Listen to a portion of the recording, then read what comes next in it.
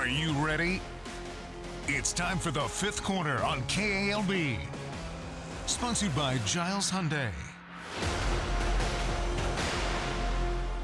We are rolling into the second half of the season, and it's time for district play. Ash, Pineville, and Tioga all face Monroe schools looking for statement victories.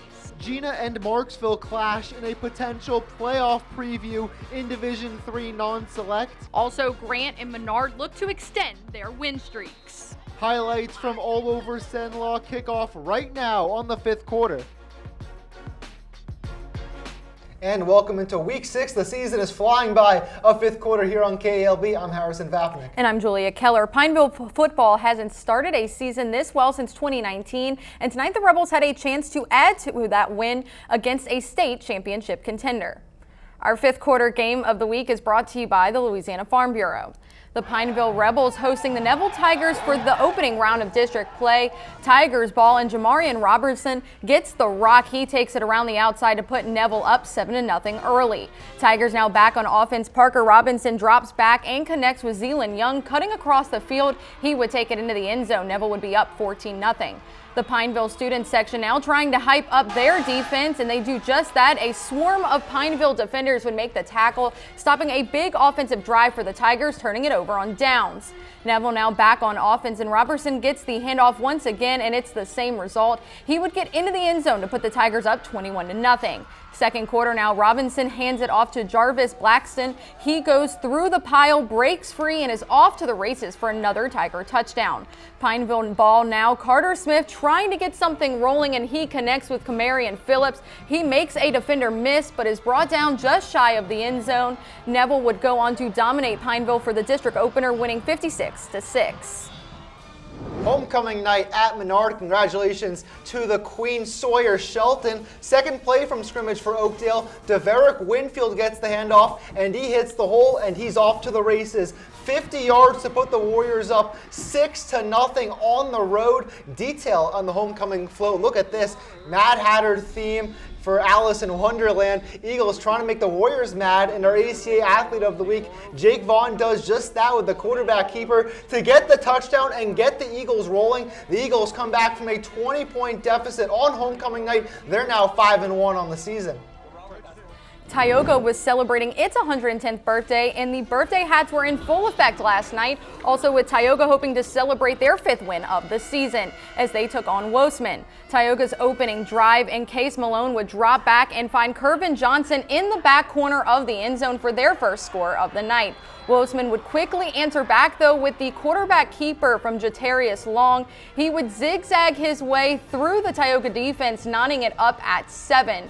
Tioga would then be back on offense. Malone would hand it off to our former ACA Athlete of the Week, Kenny Ponche. He would take it around the outside, bulldozing his way into the end zone to put Tioga back on top 14-7. Second quarter, Tioga now up 17-7 after a field goal. Tioga ball, and once again it's Ponche getting the rock, finding the hole, and taking this one all the way untouched for another Tioga touchdown. Tioga would lead 24-7 going into the break. Tioga would then go on to dominate the second half, beating Woseman 59-36, winning the district opener and advancing to 5-1 on the season. This was really a big game for us, first game of district. 5-1. This game meant a lot to our team, and it was really a statement win for us because it's just such an important game, first district game. Coming into this game, it was really fundamentals. They had a really good quarterback, and we knew that if we did what we knew how to do, that we would win. It was really exciting having 4 touchdowns, helping my team win. Everybody was just locked in before the game. Everybody was just focused, trying to do their part. It's really exciting because ain't nobody believing us but us and our coaches. Bouncing back from last year, and we just look forward to the next game with the same mentality. Entering week 6, both Gina and Marksville found themselves in the top 5 in the Division III non-select power rankings, making their matchup tonight not just a major factor in who's going to win the district, but also possibly home field advantage when we reach November. Marksville coming out to Gina to play against the Giants in their district opener on their home turf. First quarter, Devin Lavalley to Jaden Price. Price dives for the ball and catches it in the end zone. Good conversion has Marksville up 8-0. Gina ball handoff to Daniel Hatcher. He gets the touchdown with ease. Gina succeeds their conversion, tying the game at 8. Marksville's turn on offense. Laviolette on the quarterback sneak, fights into the end zone. Marksville takes the lead. Gina driving again. They feed Daniel Hatcher. Check out the block from Zadrian Cooper. Gina plows through the defense. Touchdown Giants. They're up 16-14. Marksville ball late in the first half at the 30. Laviolette long pass to Armani Benjamin. Benjamin between two defenders makes the play. Marksville takes the lead. This game continued to go back and forth, but Gina takes it 62-46. And Peabody back at home facing Grant. Tied at 14 in the second quarter. Cougars quarterback Miles Futrell is sacked and loses the ball. Jalen Jackson on the recovery and Peabody would take over. Next Warhorses drive, David Newton takes the handoff and he breaks a few tackles on his way to the end zone. 21-14, Peabody leads as their band cheers the team on. Same score late in the half. Jonathan Hargrove takes the carry on the jet sweep and he can walk in for a 40-yard rushing touchdown. Peabody goes on to win 54-41. Coach Bachman and the Trojans on the road at West Monroe. Rebels ball on the opening drive. Brady Gio going to take it himself on the quarterback sweep. West Monroe takes a 7-0 lead. Ash looking to respond. Carson Sellers with a throwback screen to Grayson Thibodeau. He's got blockers ahead of him. He goes all the way for the touchdown. Trojans tie it at 7. Same score. West Monroe backed up in their own end. Another Trojans block punt. Jakarian Griffin scoops it up and Ash has the lead. Late in the second quarter, Sellers with a short pass to Griffin. He does it on both sides of the ball. 40 yards to the house. Ash went up 21-17 at the half, but West Monroe comes up with a huge fourth quarter comeback, including a last-second field goal to win 34-31. Tough one for the Trojans. Plenty more highlights on the way, but first, a look at the scoreboards. You're watching Fifth Quarter on KALB.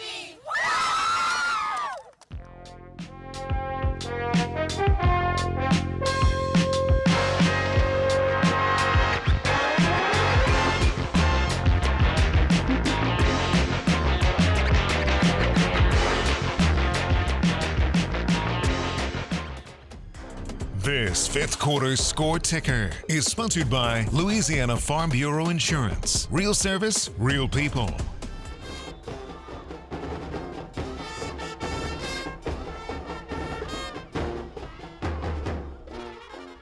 Welcome back. Leesville football has one of the richest traditions here in Cenla, and one man has documented all of it. Here's Harrison with that story.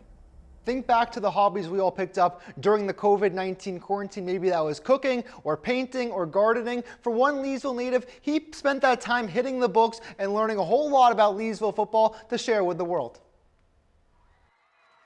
Leesville football has been important for Chuck Owen for as long as he can remember. My parents were Leesville natives too, and we had season tickets, had them since the 60s. I wanted to be a Wampus Cat from the time I was a little boy, and I played football. It wasn't until 2020 that Owen put his Leesville passion onto paper. You grow up in a small town, and unless something is written down, it's a campfire legend. Every group of guys that comes through think that their guys were the best, or that they had the best running back, or the best lineman, or someone who set all the records. I'd had a group of stats, a pile of stats I'd been putting together. But I said, why don't we just do the whole thing? Why don't we just really find out the ground truth? So while I was sequestered at home during COVID, I pieced the first book together. The first book was a massive success for past and present Leesville players. The older guys loved it. The older people really loved it. They're like, because, you get back and you look at those pictures and everybody's young. The older people in town really appreciated it. And I think it's kind of growing into something where younger people are appreciating it too, because it is current and it's updated. But after the first release, something changed forever in Wampus Cat history, the arrival of Xavier Ford. Xavier Ford came on the scene in 22. In his first year, he got 2,000 yards, and I said, something special is happening here. He went over 2,000 yards for 3 years in a row. The senior year, he ran for 3,500. So with what Xavier did last year, breaking the single-season rushing record, and the Cats going to the semifinals for only the third time ever, I said, this has got to be documented. Owen encourages other Cenla communities to take on a similar project. If you love your community and you're one of those people who can sit and drill down into some to some websites, you can find a lot of stuff and you can piece it together. And, I think it could be a gem for Pineville or for Ash or Tioga or any of our communities where people love their sports. With the goal of preserving the legacy left from every Wampus Cat. The book was designed as a fundraiser for Leesville High School. And I should make sure I say that going in. It's right there on the front of the book. All proceeds go to Leesville High School.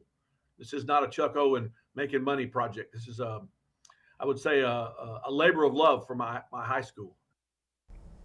Homecoming night at Leesville as the Wampus Cats take on the Iowa Yellow Jackets. Wampus Cats' first drive of the game. Quarterback Trub Room launches it deep to Mike Davis Jr. 44-yard connection for 6. Wampus Cats up early 7-0. Yellow Jackets trying to respond. Quarterback Lawson Broussard throws it into the end zone and it's intercepted by Jalen Tucker, but the Wampus Cats do not capitalize on that takeaway. Yellow Jackets drive the ball down the field 83 yards and they hand it off to Kason Lewis. He goes up and over for the touchdown as Leesville falls 33-7.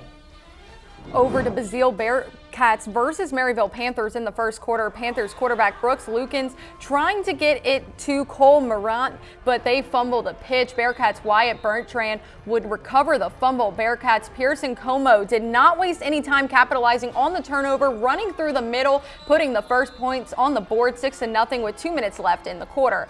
Alex Palacio shrugs off a tackle and finds some daylight down the sideline for 30 yards and the score. Basile would get the win 49-6 over Maryville.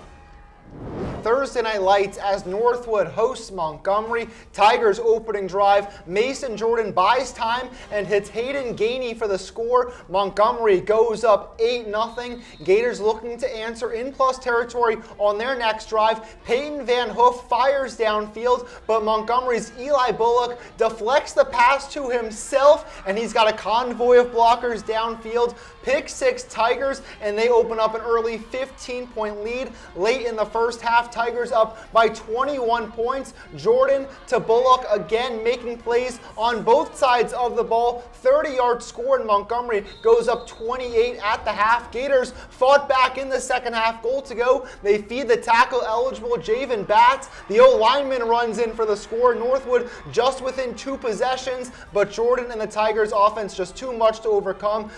Bullock in the flat. He can walk in for his 3rd score. Tigers take it 40-20.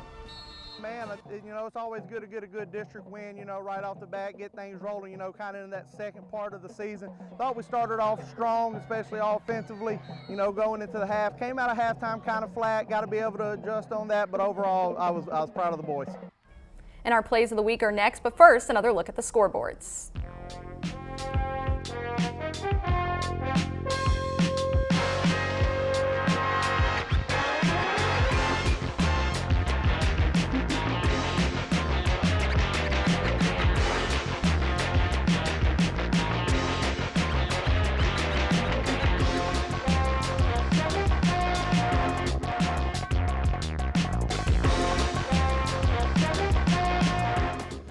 This 5th quarter scoreboard is sponsored by Antune Hospitality Group's family of restaurants, including Popeyes, Louisiana Kitchen, and Outlaws Barbecue, Louisiana's most wanted and always the winning call.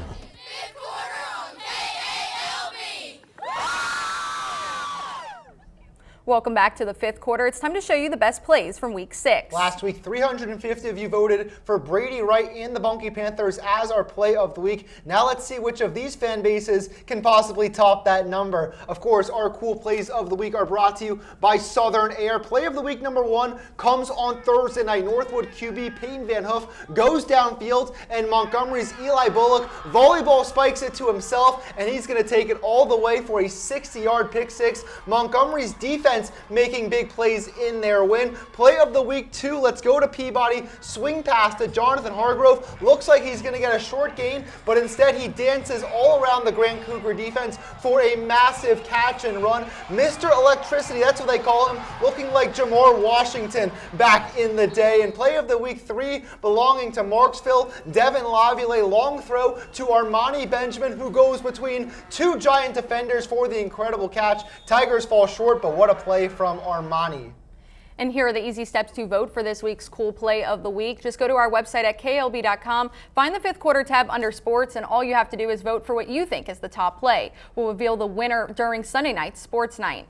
And while you're voting for your favorite plays, make sure to vote for your favorite players. Nominations are open for this week's ACA Athlete of the Week. To nominate, just go to KALB.com, find the Athlete of the Week selection under sports, and nominate your favorite player from there. We'll be featuring the winner on Thursday night at 6 and 10 o'clock. And a huge thank you to Antunes Hospitality Group and their family of restaurants for feeding our entire fifth quarter crew tonight. Week 6 in the books. What's your biggest takeaway? I mean, honestly, I had Tioga last night. They looked phenomenal out there, and I mean, kind of a little shocking. I didn't expect that from them. The big three of Case Malone, Kenny Ponche, and Kervin Johnson Jr. I think rivals any top 3 offense in the state. They're climbing the Division I select power rankings. And like they said, I mean, people doudted them, and they're proving everybody wrong. So. Gina, after losing to Tioga last week, it's a big get-right game against Marksville. 62 points. You know, Jay Rourke's guys came out ready to go. And how about Menard? I know. Menard with that comeback win on homecoming. I mean, that's highlight stuff right there. 20 points down. Congratulations, Sawyer Sheldon, homecoming queen, softball state champion. Softball season ways away. We have fifth quarter, week 7 coming to you next week. We'll see you then. Have a great night, Cenla.